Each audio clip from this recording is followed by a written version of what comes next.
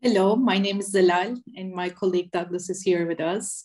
We are film students in Utrecht University, Budapest, and together we are here with Magnus Gertten, a Swedish filmmaker, and we are gonna ask him some questions about his latest film, Nelly and Nadine, which will be shown at UniVerzió Human Rights Film Festival. I will start quickly, so we will have time for the answers. I want to ask a question about the beginning of the project. So in the interviews, you said you didn't want to make another World War II film.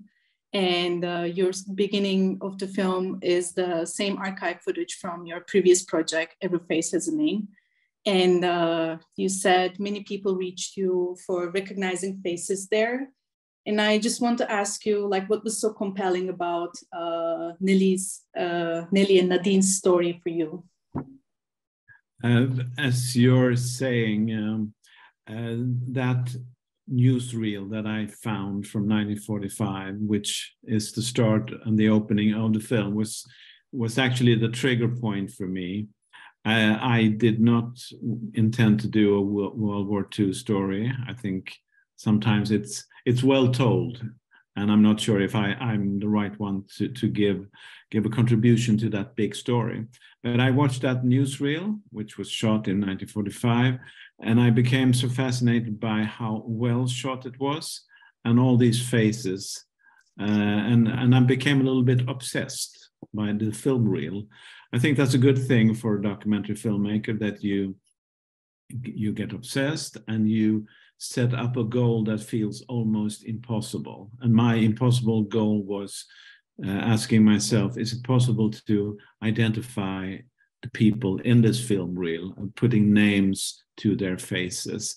And I started to do that in 2007. So that's many years ago. And it took us like a year or two, and then we were able to identify one or two people in this film reel. And that led to a film that I did in 2011, which was called Harbor of Hope, which is the big story about how these survivors are coming to Malmö, to Sweden, during the last weeks of the war. And they've been into the camps, and they've been rescued by a Swedish Red Cross mission. So it's the big historical context.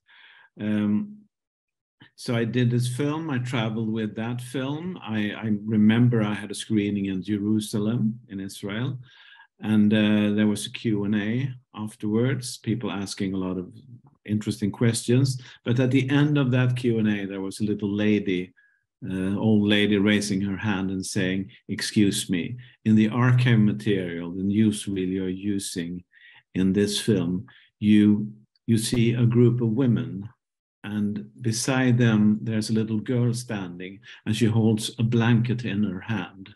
I just want to say, it's me." So she recognized herself during that screening. And then I thought, wow, of course. But also me and my team, we thought maybe we should continue trying to investigate the secrets of this film reel, trying to put names to the faces. And that led to another film. And I didn't intend to do one more film about the Second World War, but now I was so hooked into the material. So I did in 2015 a film called Every Face Has a Name, which is like a name-giving ceremony. I'm putting names to a lot of these faces that we found. We could even meet them today. And that film traveled a lot as well. And I remember, usually you can travel like 2 years if you're lucky with a film. So I remember I had a screening in November 2016 in Paris. And I thought that's probably the last big screening I'm having for this film. And just before that screening, I got an email from a farmer couple living somewhere outside Paris. And they said, "We want to meet you. We have a story for you." So I met Christian and Sylvie in a wine bar in Paris, and they showed me some photos with Nelly and Nadine. I didn't know about Nelly at all. I've just recognized the fascinating face of Nadine in the film reel, but I didn't know anything about the story, and we've been so fascinated by who is this woman and what happened to her after the war.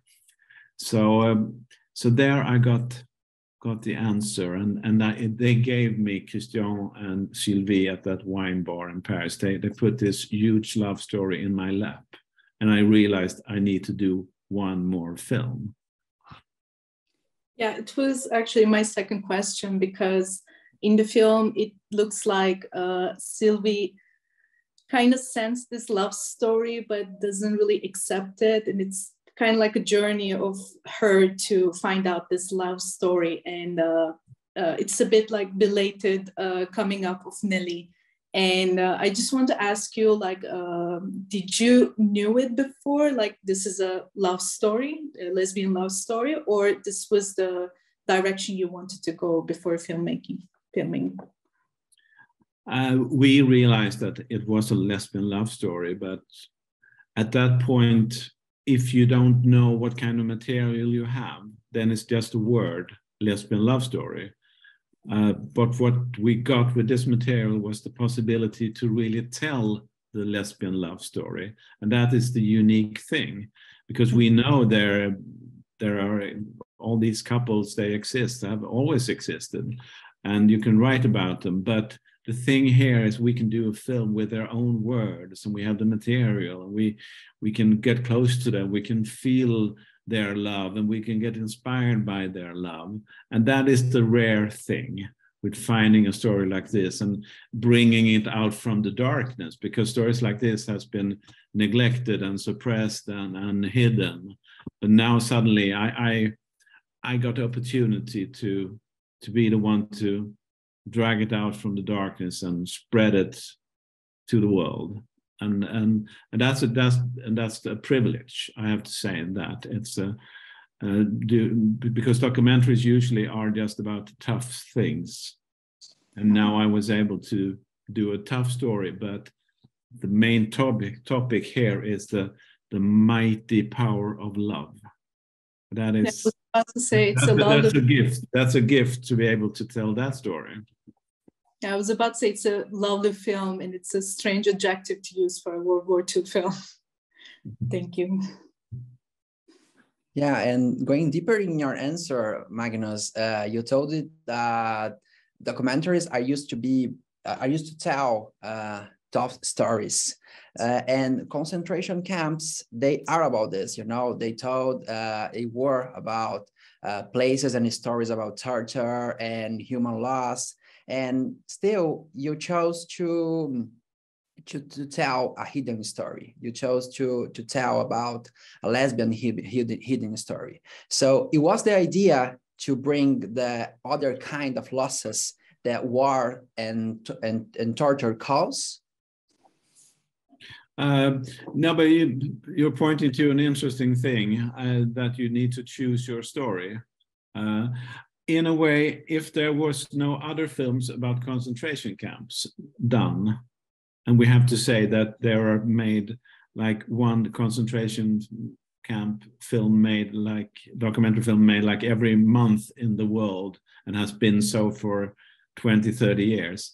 So as long as they exist, I don't need to tell everything about the concentration camps. I'm trusting that people, my audience, actually know a lot about concentration camps. But of course, there's a big and very serious backdrop here. The background story is about the Holocaust and the camps. But I was able to tell something else. I was able to add something into the huge story of the Holocaust and Second World War. I was able to focus on something else. And to me, this is not a Holocaust film. It's just a setting for the film. I've been doing music documentaries. I even made a film about Sweden's most famous football player, Zlatan Ibrahimovic. I've been working with films in so many different settings, but usually they are all about the same things. they are about the big existential questions about how it is to be a human being, what we're dreaming of, what we want to do with our lives and our identity and so on. So this story is also about that. It's not about the concentration camps. Yeah, so like making a film about a war survivor must be a really tough one. And even though it's a background story, but this is part of their identity and existence. And what my question is, did you have anything to be concerned or mindful about before the filmmaking? Because, I mean, even in academia, it's a huge field. Like academics are really interested in like how films represent these horrific past and how it should be or what should be omitted, you know, the ethical approach to the topic. And my question was like, did you have any sensitivities you contemplated on before the filming? Yeah, I mean, that goes for almost like every documentary film, that you want to be truthful, you want to tell how things are, and so there are some tough details from the concentration camps. But I think in this case, I didn't have to omit anything or to be too careful about details from the concentration camp, because that was not my main focus. But you have ethical questions in every film, and to me, my most ethical concern is always about the one that I'm doing the film about. In this case, it's the two women, and it's Sylvie, the main character, who is making this journey in the film, and that's the most nervous moment when you do a film, is the moment when you're going to screen your film for the main character who hasn't seen anything, and you're so scared because you want them to be happy about the film. You want them to feel that this is how it was. And I'm happy to say that when I screened the film to Sylvie, she said, yes, this is exactly how it was. And there's some almost naive, a little bit embarrassing moments in a way for her in the film, but she accepted it and she said, this is how it was.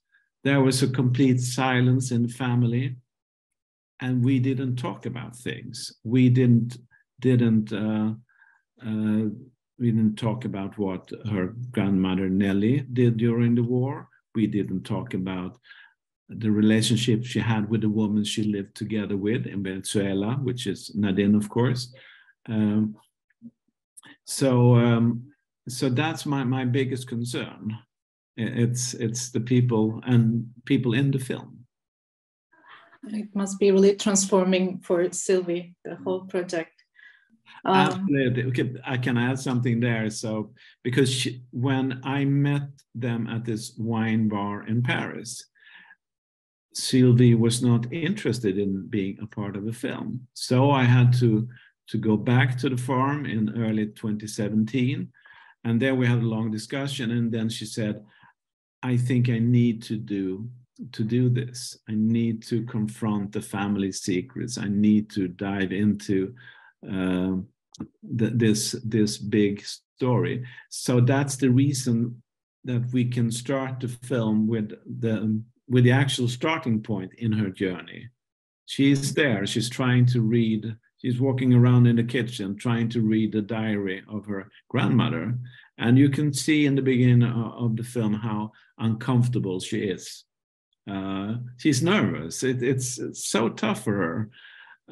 But then gradually she feels better. She knows more. She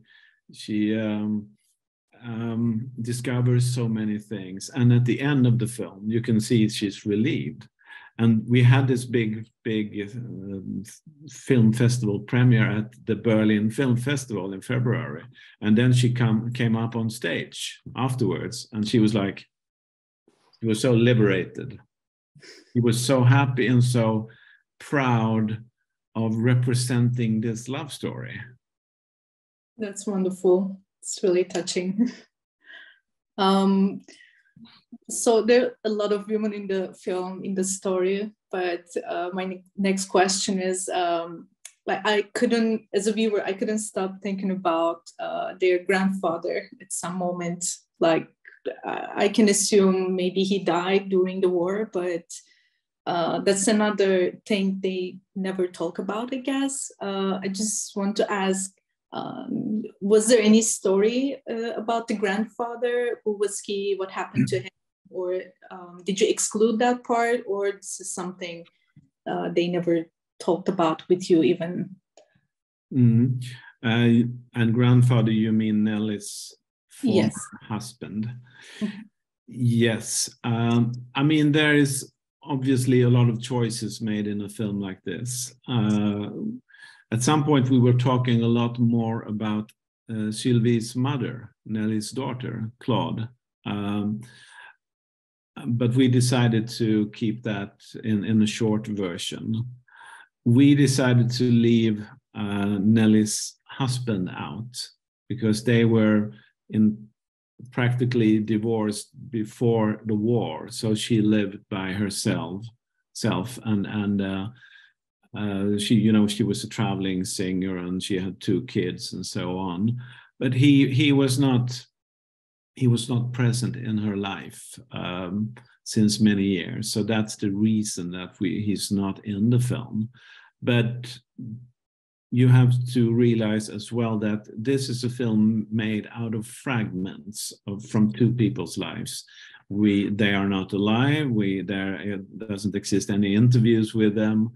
And there are so many things we don't know. And people ask me questions about, for instance, like you're asking about the grandfather, and people ask me, but how did they reunite after the war? That's a question I often get when I'm out screening the film. And the interesting thing is that people expect me to have the answer, or the film to have the answer, which I guess it's a quite a good reaction, because then you feel that you get a coherent story. But there's just one little piece missing. But to be truthful here, there's a lot of holes in the story. And this is the condition. This is how this is the material we have, and this is what we can do out of this story.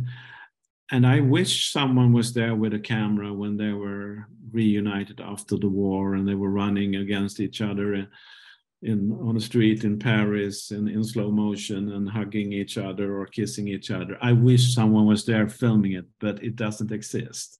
So what we're doing is we're building the story with what we have, and I think it works well. So, but it's that's a challenge in filmmaking. Yes, it's a really intimate moment for them anyway. So. Yeah, and regarding this, this intimate moment, the production has also a fascinating poetic context. You know, for example, during the speeches about the concentration camps, there's some like the exhibitions of these stories is made in a poetic way. So we can see some soft images, a different narration style. So how was this process, this creative process? It was difficult to find this process. It was difficult to find in a way to match the movie. Yeah, absolutely. No. I mean, that's when you start a film like this, you have many challenges. And one of the bigger challenges was that we have a diary that is written inside the concentration camps. It's amazingly well written. And we decided to have a voice so we can listen to it. But the big question is, of course, as we're doing a film, the big question is, what do we see when we listen to the diary from inside the camps? That is something I need to be able to answer as I'm a filmmaker. And the first thing I knew was that it will never work with images from a concentration camp, because what exists when it comes to images like that is the brutal images of when they were opening the camps. You see piles of corpses. It could not work, and it would not resonate with what she's telling us in the diary, because it's so much an inner voice. She now and then describes what she sees, but it's so much about her inner feelings. So I came up with this idea of working with what I call the poetic archive layer. So that was the idea. And then I've been trying out that many years ago. I tried that with another film. So I thought I would try it again. And then we went out searching for material that could fill that role. And then we found a film that was shot in Belgium, 42 to 44, the actual years. And that was a Belgian documentary master, pioneer, Henri Stork. And he had made what he called a peasant symphony. He had made a film with rural landscapes, traditions among the farmers and so on in those years. And it was 2 hours of material. So all the images that we're using to illustrate the diary is from the same source, from the same film. And those images it's not just a cow walking on a field. There is something else in every image. There is something secretive. There is a hidden story in every image because it's so well shot. So we tried out a combination of those images, and in the beginning it took us months to find the right images. In the beginning it looked like we were on drugs because it looked so crazy, but then finally we were reaching the point where, okay, now it works, now it makes sense. Yeah, and it really worked. So you told that Sylvie also told that the movie was what she wanted, and the whole process, it took it several years to, the movie was now ready to be seen. And how did you feel when Sylvie told you that the movie was exactly in the way that she wanted? Well, I was very happy, and I was relieved. That's the first thing. And I think that's a complicated thing when you're a filmmaker, because sometimes you tell yourself, okay, now I've done a film, it's well received, and I have a big premiere, which means I should be super happy. I should be dancing in the streets, but I'm not dancing in the streets because it's been such a pressure to do the film for so many years, and we're all exhausted, and we are so affected by the process. So I'm not dancing in the street. I'm just relieved. Wow, we made it. Because in the middle of making a film like this, you're not sure that this is going to turn out well. You are starting to think about, maybe I should find another profession, maybe I should find another job. But then finally you're struggling, and we have 1 year of editing, and finally those last weeks we were able to put it together in the best possible way. And when you finish the editing, you are sitting there with your editor in the editing suite, and you're looking at each other and you're saying, it's a miracle. How did we do this? Do you think you will have another story from the same footage, story of someone from the same archive footage? Do you think it will be the next project? That's also a question I get. Will you do number 4 in this series of films? I usually say, no, never. Someone else has to do it. But it haunts you at some point, I guess. Thank you for rubbing it in. Yeah, let's keep the mystery. Let's keep. I'm sure that you're gonna find some other story to tell.